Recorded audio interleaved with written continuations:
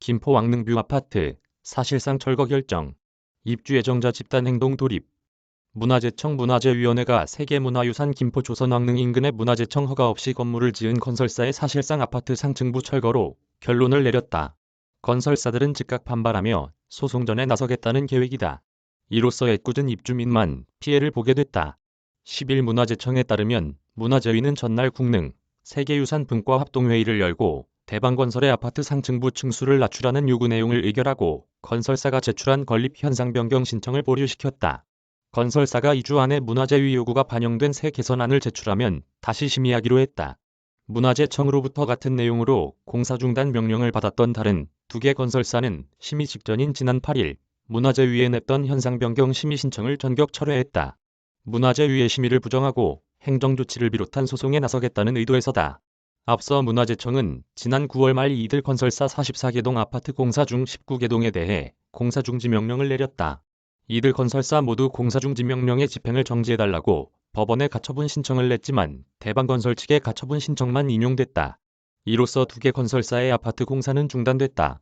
3개 건설사들은 장릉 역사 문화 환경에 미치는 영향을 줄일 개선안에서 아파트 외벽 색상과 마감 재질 등만 언급했다. 문화재 경관을 가리는 이들 아파트 일부 층수 철거는 거부했다. 하지만 문화재위는 이들의 개선안을 거부하고 아파트 일부 층수 철거가 아니면 문화재 가치는 하락한다고 판단했다.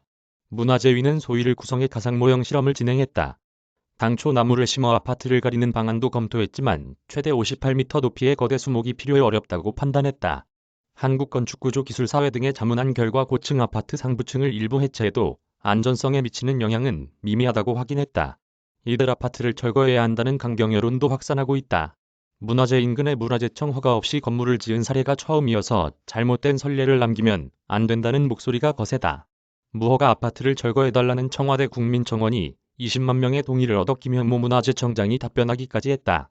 건설사는 일부 층수도 철거할 수 없다는 입장이다. 또 해당 아파트 조성 부지를 매각한 인천도시공사, 사업을 승인한 인천서구청 모두 잘못이 없다며 문화재청에 공개적으로 맞섰다. 서구청은 해당 부지는 2014년 이미 문화재보호법상 현상 변경 허가를 완료했다며 무허가라는 표현은 사실이 아니다고 말했다. 건설사들이 문화재청 심의를 거부하면서 결국 최종 판단은 법원의 손에 달렸다. 내년 1월엔 대광이 NC, 3월은 금성백조의 공사 중단 행정소송이 본격화한다.